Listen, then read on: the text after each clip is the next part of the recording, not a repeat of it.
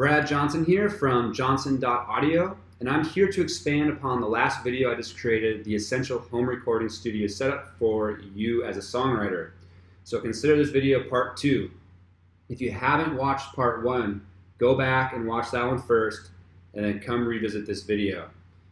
So you might be asking yourself, well, why would you need a second video for the essentials? Didn't you cover them all in the last video? And the answer is yes, I did cover all of the essentials. But in this video, I'm kind of going one step further and suggesting that there are other things that you should be considering investing in as you're building your home studio, especially if you're a songwriter and you're recording your own stuff. These things are going to help you out tremendously. I feel like it'll shortcut you to being able to develop your skills faster.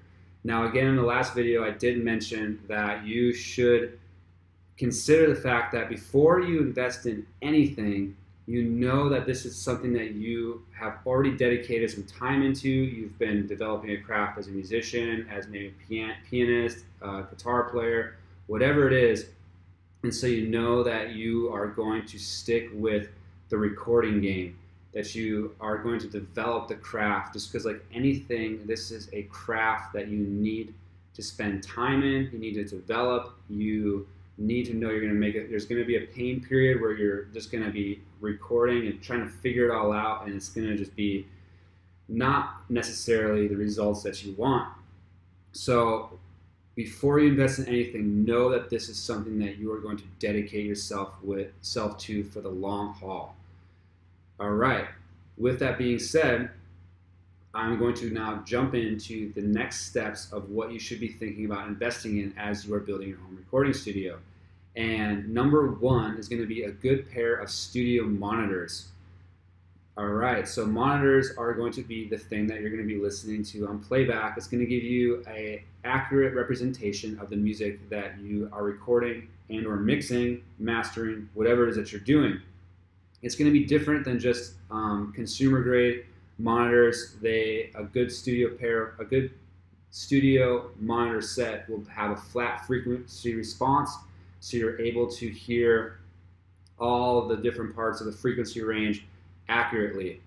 Now, when you go and start looking at studio monitors, it can be very overwhelming because there's all kinds of options out there for you, and they can range from a couple $100s to thousands and thousands of dollars. I'm talking they can go upwards of 10 to 20 grand. And so there is a wide range of studio monitors that you can choose from. And it can be very daunting because it's kind of hard to know, like, oh, which ones are going to work for me, because you can't really just go and test a lot of these monitors. You can go and test monitors, but really it's all going to change once it's in your environment and you're listening to it in your room. So there's a few things that you should just know right out the gate when you're thinking about purchasing a pair of monitors. Is number 1, get Nearfield monitors. You may not understand exactly what that means. Don't worry about it. This isn't going to be a video about the differences in monitors. Just know you want Nearfield monitors if you are going to be recording and mixing and monitoring in your home. So a good pair of Nearfield monitors. The next part that you're going to want to look for is the low frequency driver size. So it'll be also like LF driver size. You want to be looking at anywhere from 5 inches to at the maximum 6.5 inches.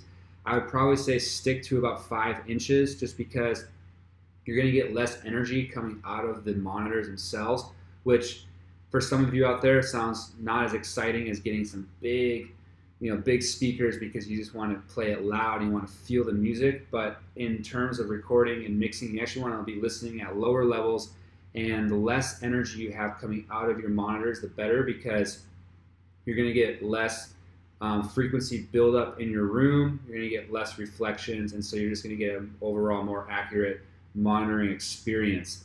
So anywhere from 5 inches to 6.5 inches, again, I would say stick to 5 inches, and another benefit to 5 inches is that it's going to be cheaper for you. They're going to be a little less expensive. And so the third thing you want to look at when you're looking at buying a good pair of studio monitors is you don't want to get monitors with ports. Try to avoid ports. Ports are going to be where all the bass comes out of, and if you're getting cheaper monitors, A lot of the port systems in cheaper near-field studio monitors are actually going to be more of a detriment to you than a benefit. You will get less bass, you'll feel less bass, but at the same time, you're going to save yourself a lot of trouble in mixing very bass heavy, because what happens with bass frequencies is they're very, very long sound waves. And so they will build up in your room.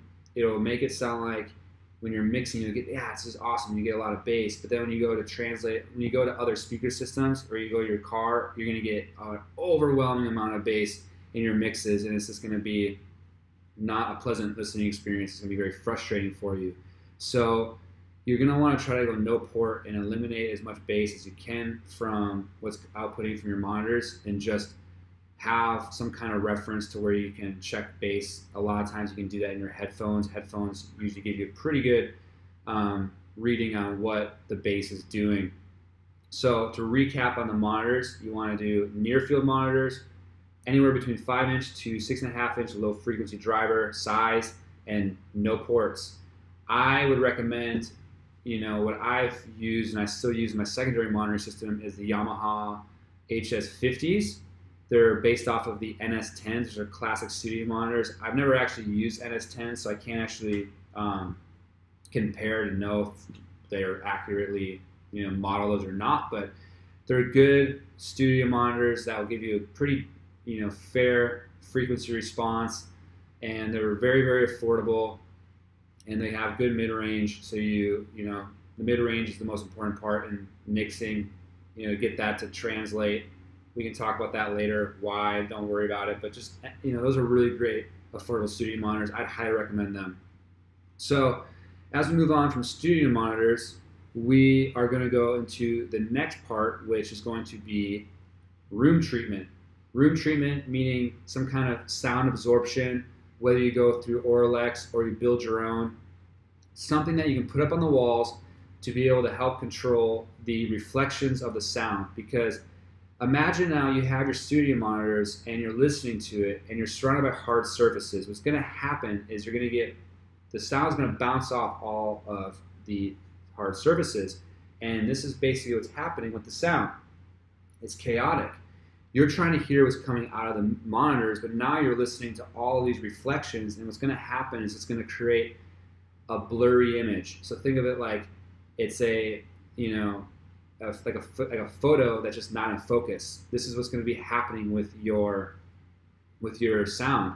And so you need to be able to control that as best as you can to be able to hear what's coming out of your monitors. Another benefit to this is also when you're recording, you're going to help stop reflections of what you're recording, and you're going to get a tighter sounding recording from it as well. So these, you can go online and look up Auralex and get their ruminator kits and stuff, and they can run you a pretty penny. They can be upwards to over $1,000. You might be able to find somebody selling it, and if you can, you probably get a really good deal. I actually have a ruminator kit in my room, and it works great, and I found somebody selling it on Craigslist, and I got it for absolute steal. So if budget is something that you're very conscious of, I would highly recommend building your own. It's not that difficult. You can go online, you can find Owens Corning 703, I think it is, or Roxul, ROXUL. I might have the number wrong, but it's, I'll post a link to it on the bottom here, and you can go check it out for yourself. But I actually built my own a while ago just because I was very budget conscious, and I would have built my own again if I didn't find such a good deal on the ruminator kit. It was just easier for me. But yeah, you can buy, the foam itself will probably run you about $300 or $400 to get enough coverage over your room. And you can then go to Home Depot or something and buy some wood and make a frame if you want, and cover it in some kind of breathable fabric. And you'll have yourself some really, really nice panels. They work great. I know when I had mine, it sounded awesome. And the great thing about those too is you can kind of customize the fabric, and it doesn't look as tacky, so to speak. Auralex is great, but it kind of it looks like studio foam on your walls, while the other ones you can kind of make look like artwork, and it's pretty cool. So You can do it on the cheap. Just like you can build your microphone on the cheap, like I mentioned in the last video. So, to cover, we've done the studio monitors and we have the room treatment. And so now you're definitely, like, with those things and the other essentials, you're going to be able to make some awesome recordings, and you're going to be able to hear what you're doing, and you're going to be able to develop your craft a lot quicker because you don't have all these little external factors like not being able to actually hear accurately what's coming out of your monitors affecting your growth. So when I decided to actually take the plunge and get those things, my skill level started to dramatically increase a lot quicker than before. So there's one last piece that I would like to talk to you about that I had actually mentioned in a previous video, and it's called Melodyne.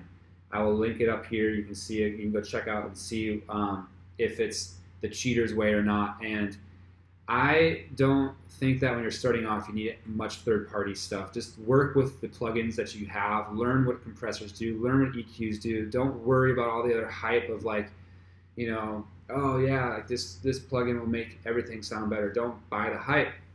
Those plugins do have a place and they do sound really great, and I do use a lot of third-party plugins, but I didn't buy my first third-party plugin until like 5 years after working with what I had in my DAW. And so, but I would highly recommend right out the gate purchasing Melodyne, especially if you're a singer-songwriter, because the biggest hang-up that I had as a songwriter starting out was just I didn't like the sound of my voice. I didn't think it sounded good. I felt like I wasn't singing on pitch. I felt there were so many things that held me back from releasing music because of my voice. It had nothing to do with my recordings. It had nothing to do with the arrangements and all that. It was all because I thought at the end my voice did not sound good. And there is some merit to just learning how to sing a little bit better. You're going to learn how to record yourself. You're going to learn all those things. But at the end of the day, there's going to be a part of you that, like John Lennon never liked the sound of his voice. And if you're starting off and you're just a one-man team and you don't have somebody to encourage you and push you past that, you're probably not going to release much music. And so a good way to counter that is a pitch correcting software like Melodyne, where you can go through and make your performance sound on key. And trust me, it will change the way you view vocal recording and the way that and the amount of output that you'll have with it, because you're gonna have a performance that sounds in tune, on key, and you'll feel much more confident releasing it to people because you're not gonna have this part in the back of your head going, oh my gosh, I don't sound like I'm singing on key and all these other things. Those things will get eliminated. You'll be able to release it and feel confident in your performance, and people aren't gonna sit there and think about the pitch. They're just going to hear the song, and ultimately as songwriters we are trying to serve a song and give people something that they can listen to distraction free. And so Melodyne will get you there. Now Melodyne is not necessarily the most intuitive program, but it does a really good job at tuning your vocals transparently, so it doesn't sound like auto-tune. So don't get freaked out when you're thinking, oh, tuning, I don't want to sound like T-Pain, I don't want to sound like a big pop star and have it sound like it's been tuned. Melodyne can really transparently tune your vocals to where people won't know they were tuned. But it is not the easiest program to work with. So I am going to be creating videos showing you how to do it transparently, and just look out for that. But I would highly recommend it. Melodyne Studio, the top version is like $700, but there are tiers below it. And if you're just tuning vocals, you can probably get the essentials. I think it's like $99. And it should get you there. But I highly recommend getting some kind of software like that, because it will save you so much frustration and so much just discouragement. And it's helped me a lot. I know that it's a tool though that like professional studios use. I've worked on big productions where the singers are awesome, but we still used Melodyne to just make their awesome performance just sound perfect. Like they just nailed it. And I can't highly recommend that program more. So those are the 3 extra things that I would add on to your essential kit, just to know that like you're rounding it out and you're setting yourself up for success. And again, I would highly recommend just getting things that you can grow with. So just making the right purchasing decisions. You can't really go wrong when it comes to just the studio, like sound treatment stuff, and Melodyne's Melodyne. But with the monitoring, just be careful with what it is that you get. Some things can be, there's some information out there that, you gotta remember, people are trying to sell you on stuff. And just remember, Nearfield, no ports, 5 inches, 6.5 at the most, but I would stick with 5 inches and you'd be good to go. All right, so this rounds out you building your own home studio. It is definitely not a small investment, especially if you go with my previous videos recommendation, not going bottom of the barrel, but it's something that you're going to grow with. You can grow with for years to come. It's way cheaper than hiring out a bunch of other studios to try to get you your recording, and then you feel like it just didn't quite land the way you want it to land. And it's a great skill just to have. It's a skill you can take with you, and I just highly encourage this route. It's the DIY route, and I believe that it'll help you out in a big way. So let me know how you felt about this video. Leave me a comment. If you have any questions about anything that I talked about, please let me know. I would love to answer those for you and dive deeper. And I'm so thankful that you're here listening to me talk about things that I'm super passionate about and the things that I've learned. So hopefully you can cut a lot of corners and save yourself a lot of money and heartache.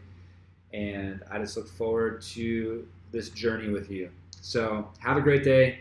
Talk to you soon.